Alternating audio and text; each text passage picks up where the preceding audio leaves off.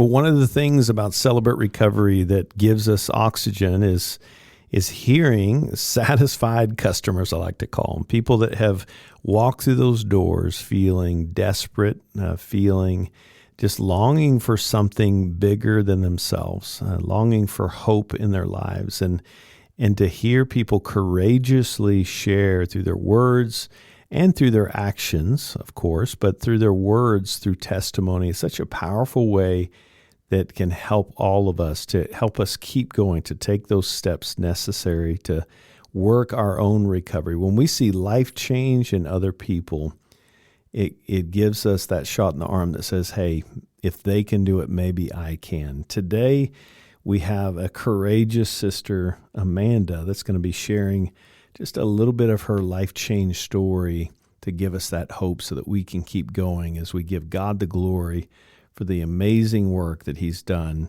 in this daughter of the King, Amanda.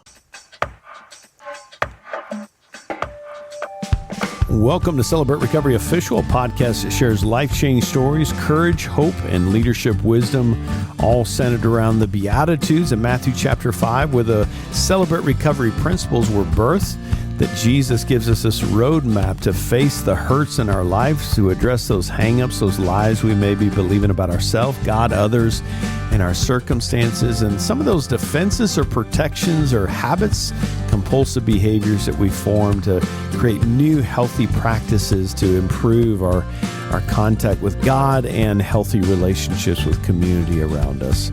I'm a grateful believer in Jesus Christ. I struggle with drugs and alcohol and perfectionism. My name is Rodney.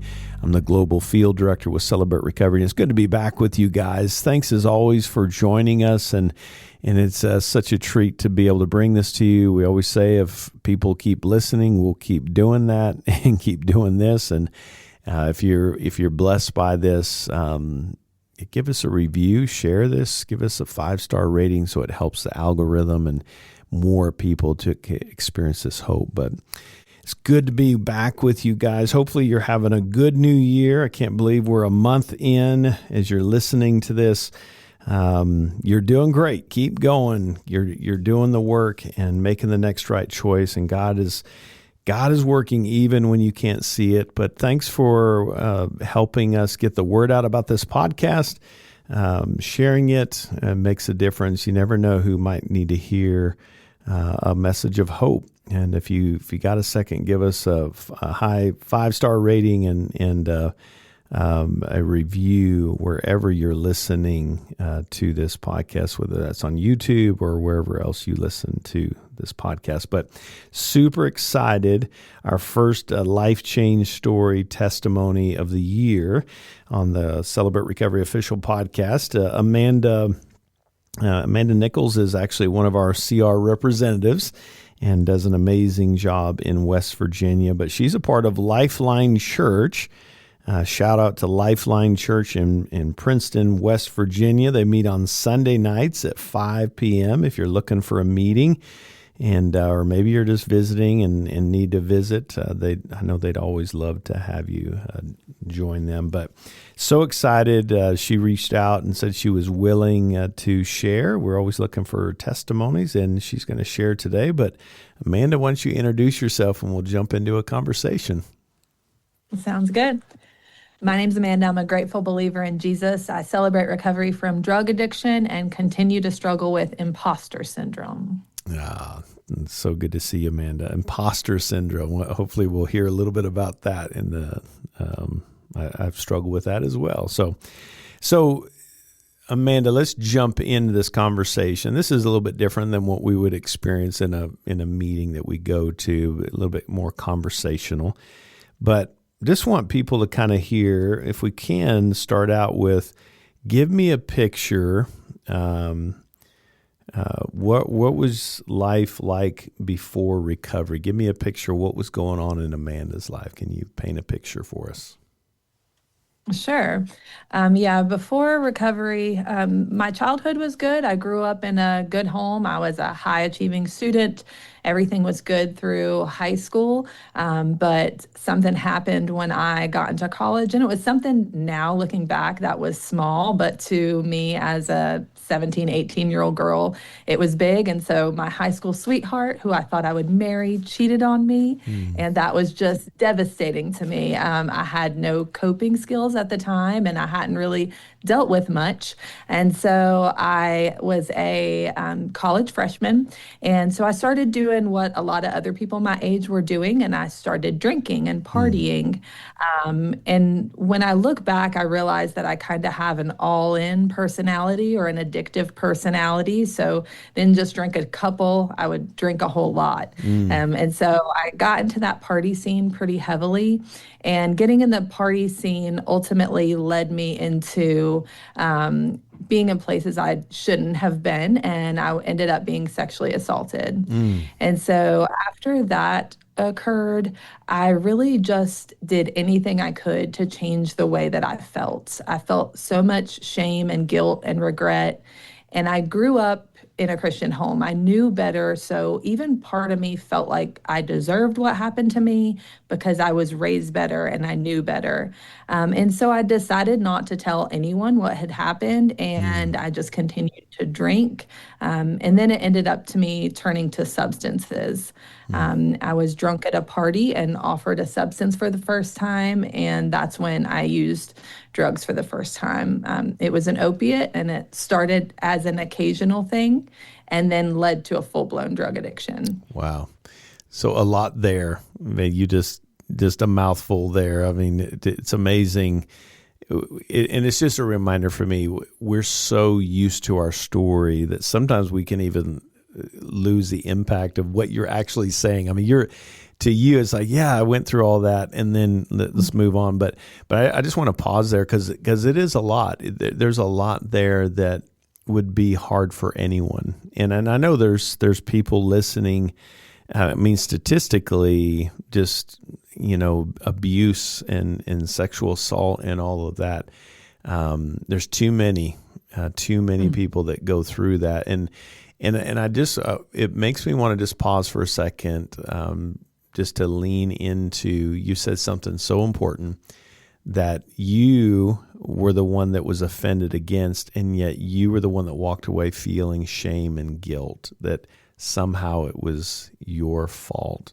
Can we unpack that a little bit? Because I know that's a common theme, and that's the enemy's kind of strategy to take us out.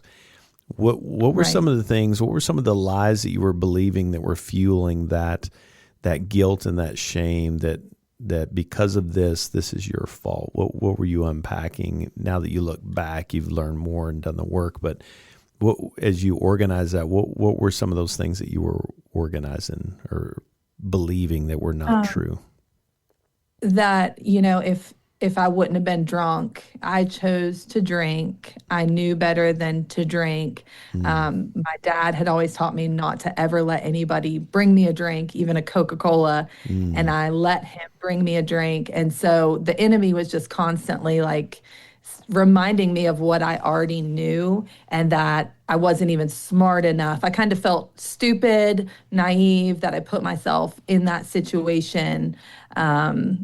And what did I really remember? Because I was drunk, but I knew that I remembered what had happened, and there was physical evidence as well. And then the enemy just continued to tell me that nobody would believe me because I was a young, drunk girl, and he wasn't the typical person that you would be warned about. He didn't fit that bill. So that was really what made me choose to not tell anyone. And I really didn't want to relive it at that stage. Yeah. I didn't want to talk about it at all. So that's what made me put all my feelings inward. Yeah. Well, and then that just cruel of the enemy, right? I mean, that if you wouldn't have, then this wouldn't have happened, right? Or if you would have done this, then this wouldn't. And it's good just to pause there. If you've been in that situation as our listeners, where you have been sexually assaulted or abused in any way, there's nothing that you can do that can justify that kind of behavior. And so I want you to hear loud and clear, it's not your fault.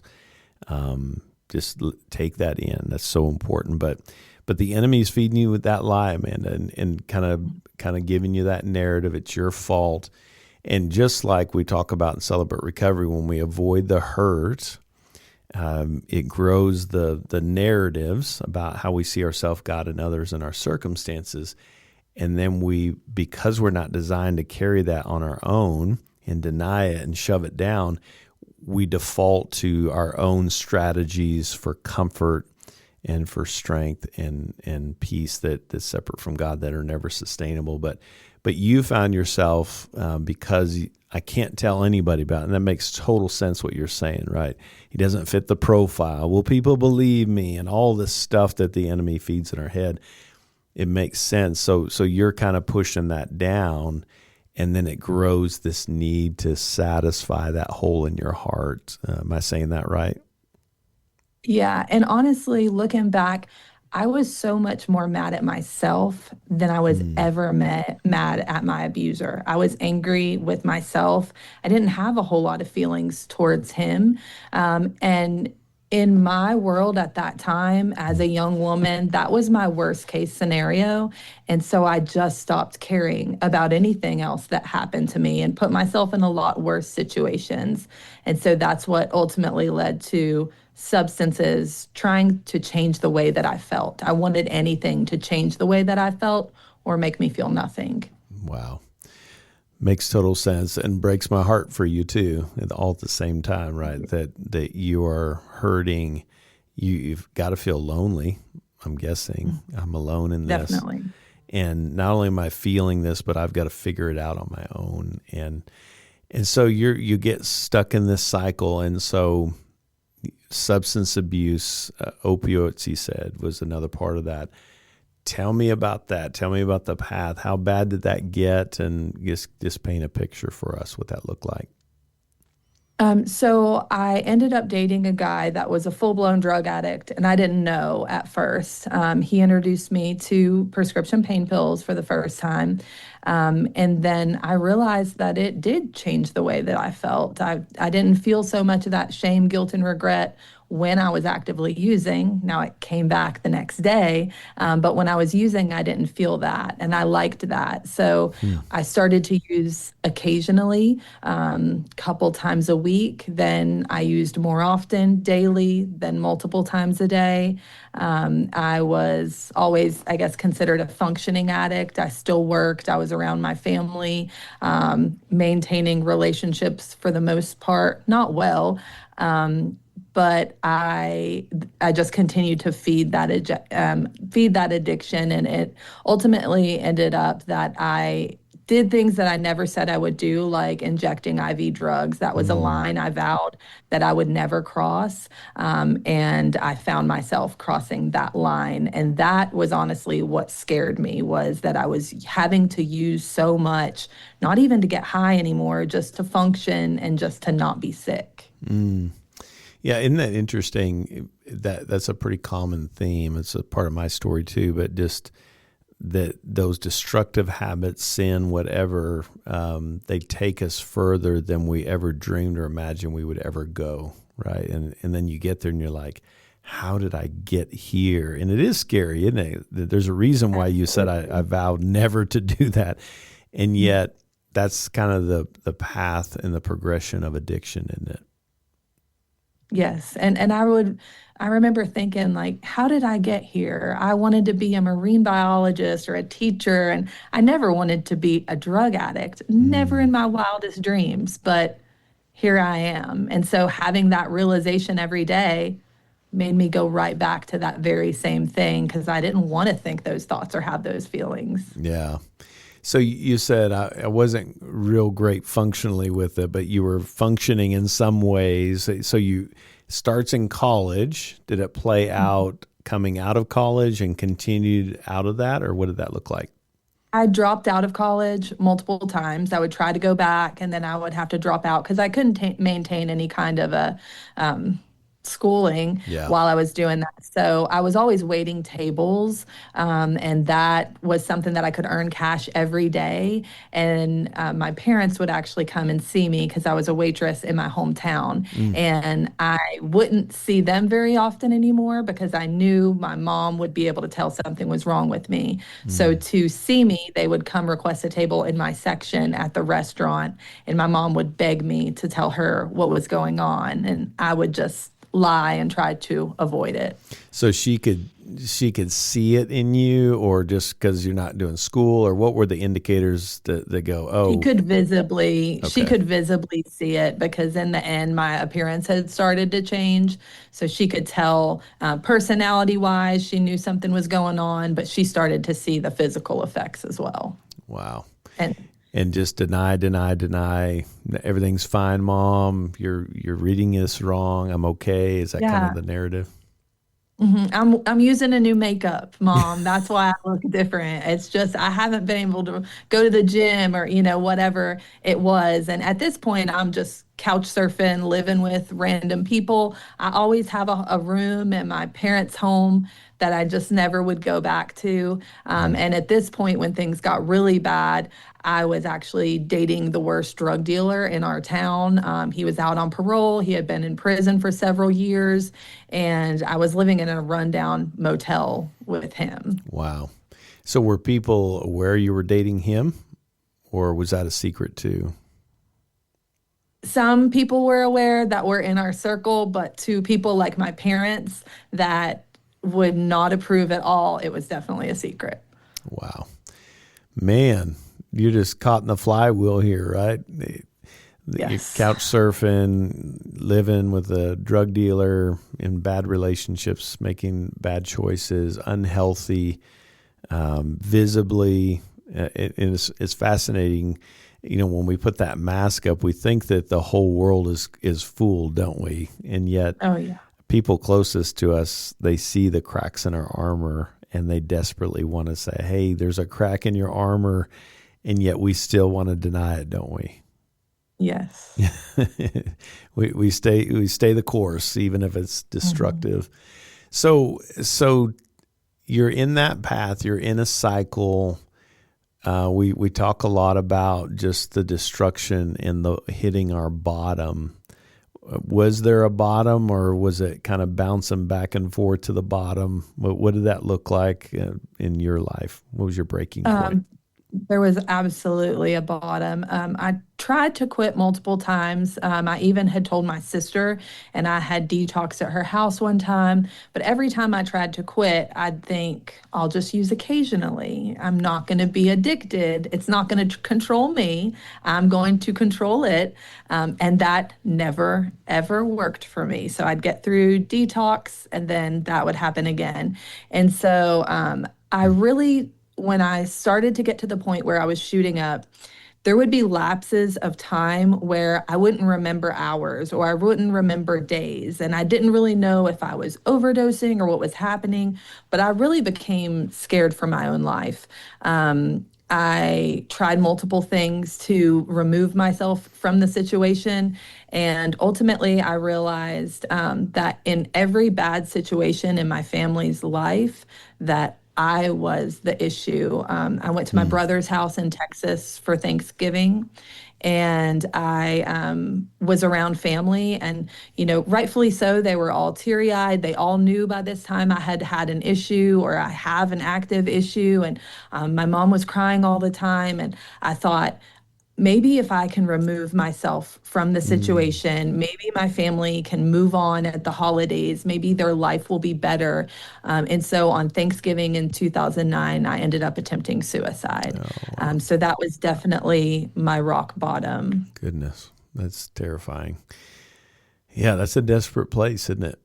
I mean, and I just can't help but just know that the people listening, I mean, they could be in that desperate place, and that's the enemy. It's lies from the enemy, right? When we start hearing that narrative that maybe it'd be better without you, that is a lie from Satan, and we just want to state that out loud. But man, what a picture of just, it breaks my heart for you, just seeing the woman that I'm looking at right now, and knowing what God is doing through your life right now, just how the enemy tried to convince you that this is better this way.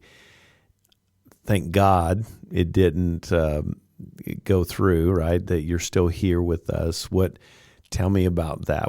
How did that all come to play when you hit your bottom, and what did that look like?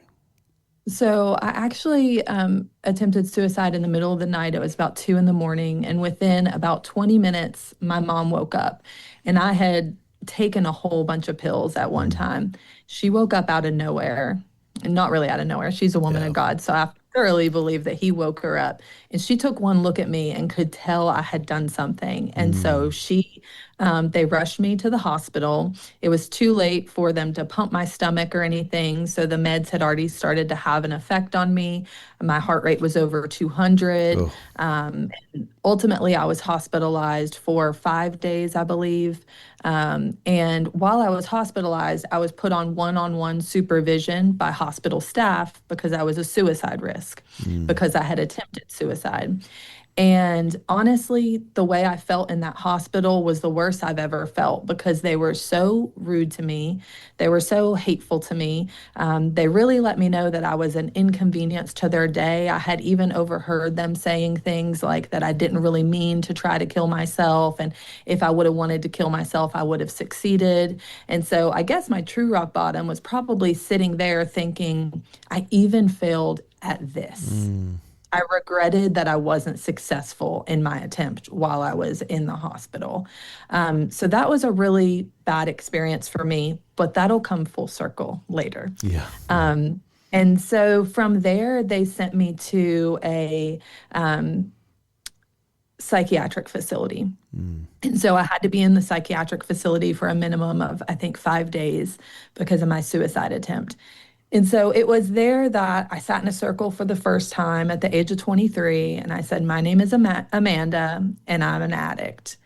And even though I knew that that's what I was and how I was behaving, I still didn't feel like it identified me, and it bothered me. That was kind of a wake-up call to me, like, is this what defines me? Is this really who I am? And at that time, it really was. It really was defining.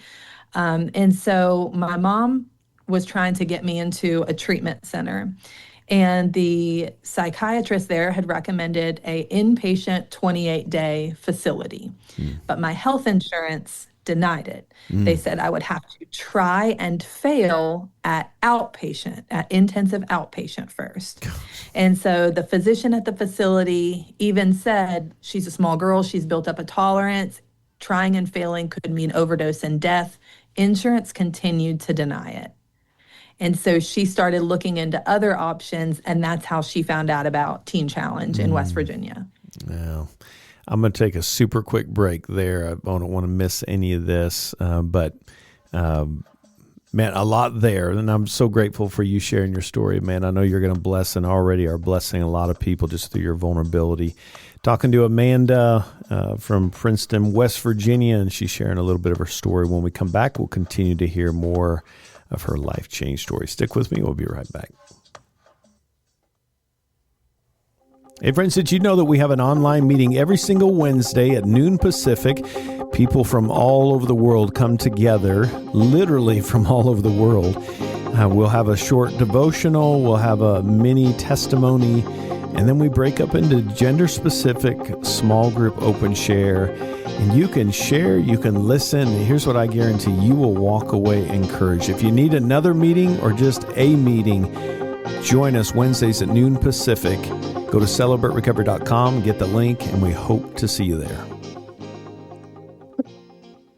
Welcome back. Talking with Amanda. And Amanda, so right before the break, we were talking about your mom is just, and you're wrestling with insurance companies, and that breaks my heart that there was such a wrestling match there, to denying you help there, but that's a whole nother topic. But you find Teen Challenge, right? And thank God for good moms that are helping us, right? And mom's diligent. She finds Teen Challenge.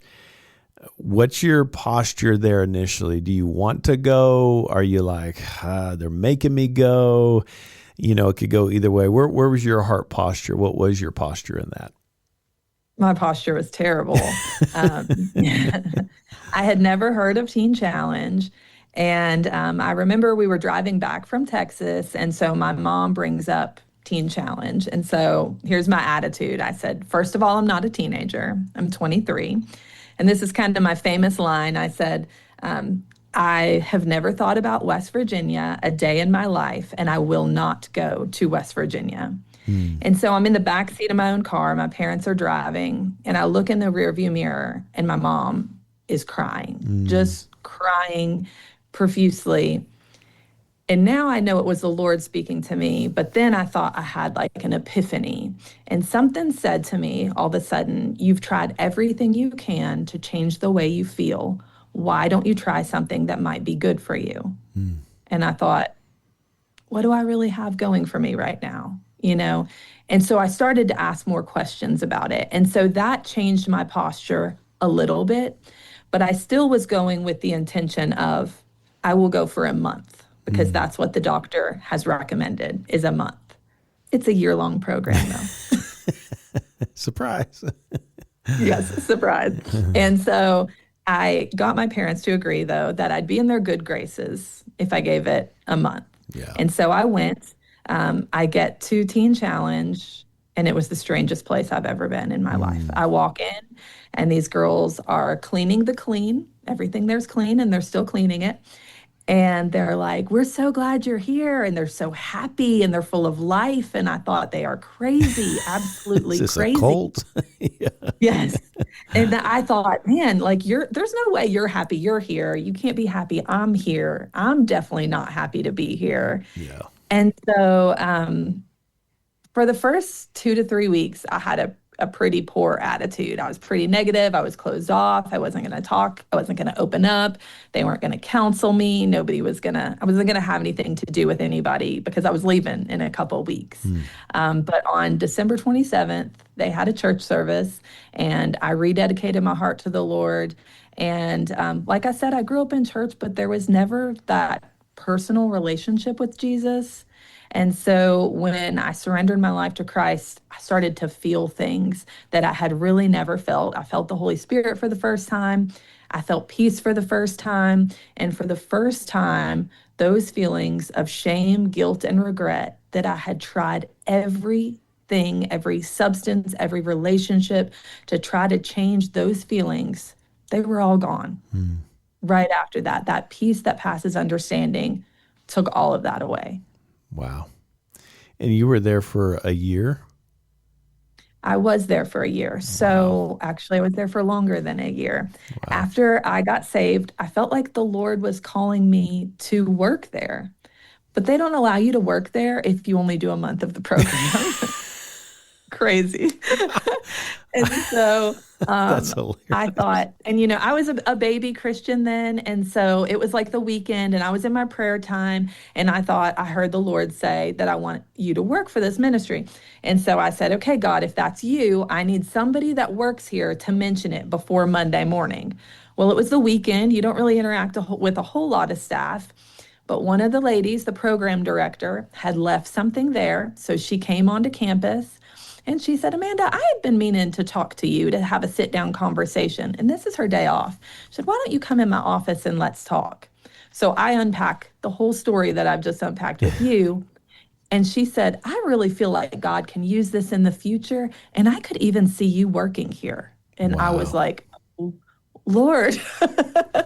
Amazing. And so I stayed, and I finished the program. I stayed for a year, and it was honestly, aside from my married life and my time with my husband and kids now, it was the best year of my life. I mean, I got to devote a year to just building that personal relationship with Jesus, having dedicated prayer time, dedicated Bible reading time. And when I started working there, I actually eventually became the admissions counselor for the women.